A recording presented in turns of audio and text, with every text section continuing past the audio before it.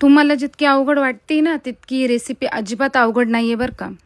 खमंग असे थालीपीठ खायला आवडतात ना, मग त्याची भाजणी प्रमाणामध्ये कशी बनवायची ते तुमच्यासोबत शेअर करते आहे.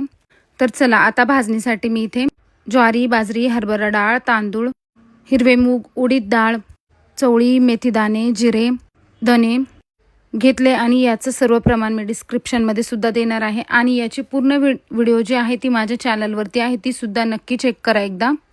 आता हे आपल्याला सर्व छान असं भाजून घ्यायचं आहे. पण हे भाजलं कसं ते कसं समजायचं, तर ते तुम्हाला माझ्या चॅनलवरती जाऊन पूर्ण व्हिडिओ बघावा लागेल. त्यामध्ये मी डिटेलमध्ये सांगितलेलं आहे की हे पदार्थ व्यवस्थित भाजले ते कसं ओळखायचं. कारण भाजणी आहे तर पदार्थ छान भाजले गेले पाहिजे, तेव्हाच त्याला खमंग आणि रुचकरपणा येत असतो. प्रत्येक गोष्ट आपल्याला अगदी व्यवस्थित अशी भाजावी लागते, ज्यामुळे खुसखुशीत अशी भाजणी तयार होते. प्रमाण तर मी डिस्क्रिप्शनमध्ये दिलेलंच आहे, परंतु टिप्स आणि ट्रिक्ससाठी तुम्हाला याचा लॉंग व्हिडिओ नक्कीच बघावा लागणार आहे. कारण योग्य प्रमाणामध्ये सर्व पदार्थ भाजले गेले नाहीत तर भाजणीची खुसखुशीत आणि खमंग अशी चव येणार नाही. त्यामुळे डिटेलमध्ये व्हिडिओ बघण्यासाठी माझ्या चॅनलला नक्की भेट द्या.